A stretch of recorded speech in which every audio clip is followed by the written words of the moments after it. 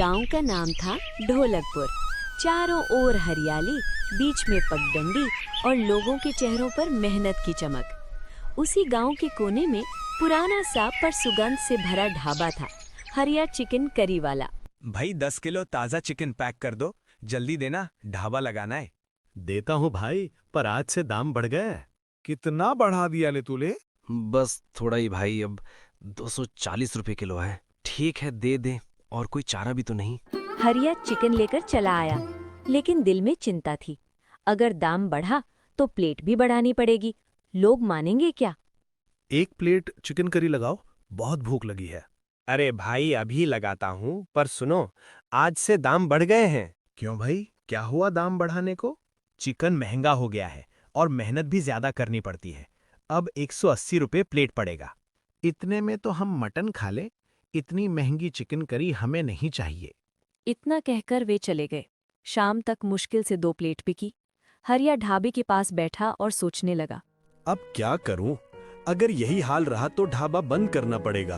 तभी एक अजनबी आया, धोती कुर्ता पहने हुए और चेहरे पर मुस्कान। भैया 1 प्लेट मटन करी देना। मटन नहीं है भाई, चिकन करी है, दूं क्या? अच्छा चलो वही दे दो, बहुत भूख लगी है। वो आदमी खाने लगा। कुछ देर बाद बोला, भाई तुम्हारी करी में तो बड़ा स्वाद है, बस कमी है मटन की। आप ठीक कह रहे हो भाई, पर मैंने कभी मटन बनाया ही नहीं। हमारे गांव में तो मटन के ठेले बहुत हैं। अरे भैया, तुम्हारे गांव में वैसा मटन कोई नहीं बना सकता जैसा बिहार का होता है। मसाला और तीखापन बस वहीं का असली होता है। अच्छा, आप बिहार से हैं? हाँ भैया, वहीं का हूँ। और मैं बता दूं, अगर तुम चाहो तो तुम्हें बिहार का असली मटन मसाला सिखा सकता हूँ।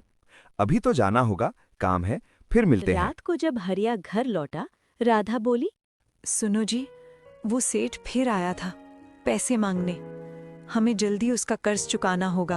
कैसे दूर आधा? अब तो चिकन करी भी नहीं बिक रही, कहाँ से लाऊं पैसे?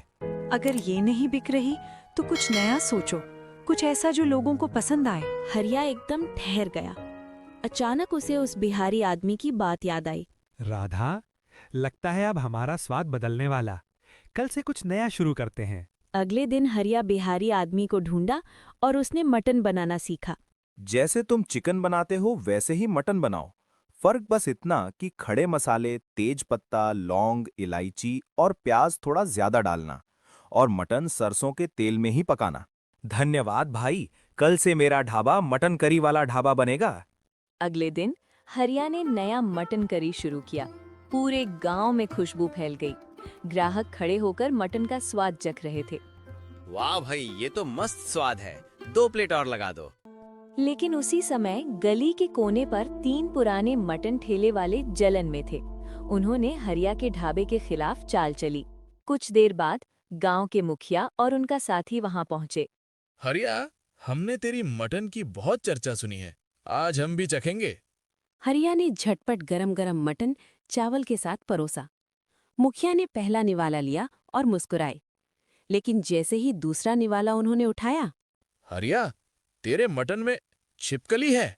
मुखिया जी, मैं कसम खाकर कहता हूँ, मुझे बिल्कुल नहीं पता कि ये कैसे आई।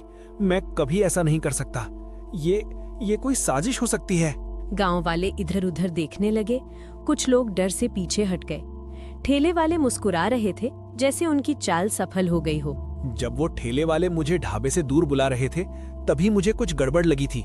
जरूर उन्हीं ने ये किया होगा। मैं सबूत ढूंढकर सच्चाई सामने लाऊंगा। उसके दिल में डर नहीं, बल्कि इंसाफ की आग जल रही थी। उसकी आंखों में अब सिर्फ एक लक्ष्य था, सच्चाई का पर्दाफाश। हरिया ने सच्चाई सामने ला दी और बिहारी आदमी की मदद से सबूत दिखाया। ठीक है, अब से तू ही गांव का अकेला मटन वाला होगा। धन्यवाद मुखिया जी। हरिया ने मेहनत और ईमानदारी से अपने ढाबे को फिर से खड़ा किया। लालच और ईर्ष्या पर जीत पाई। राधा ने भी उसका साथ दिया।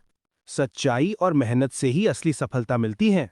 और इस तरह ढोलकपुर का मशहूर बिहारी स्पाइसी मटन वाला हरिया बन गया।